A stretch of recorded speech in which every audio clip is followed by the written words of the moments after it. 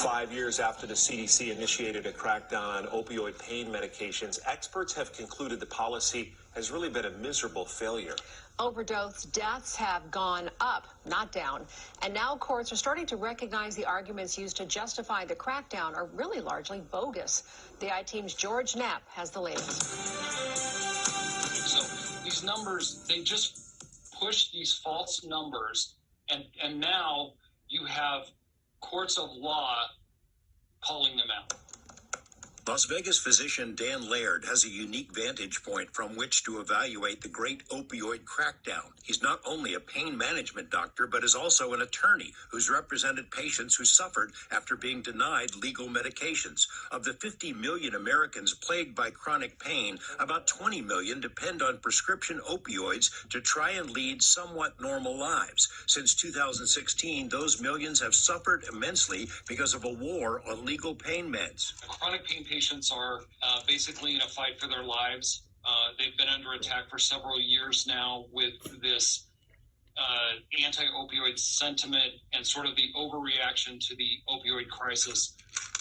Laird says the campaign against opioids is largely about money. More than 1,500 civil lawsuits have been filed against drug companies by state and local governments, including in Nevada, as officials and trial lawyers eye multi-billion-dollar settlements. But the lawsuits, most of which accuse Big Pharma of being a public nuisance for causing the opioid epidemic, are starting to fall apart. In California this month, a lower court tossed out a huge lawsuit with a scathing opinion that found the underlying facts don't support the allegation that 25% of opioid patients get addicted. And in Oklahoma, the state Supreme Court reached a similar conclusion and held the benefits of opioid meds far outweigh the risks. But the litigation narrative, the narrative that the trial lawyers want to push is that it's prescribed opioids that are causing all of these deaths. But prescription drugs are not the cause of a spike in overdose deaths. 90,000 ODs were recorded in 2020, a huge increase,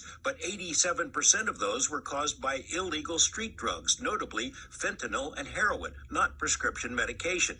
Cutting down on prescriptions hasn't worked because legal pain patients are not the ones overdosing. Studies show less than 1% of them become addicted, not 25%. As alleged in the lawsuits.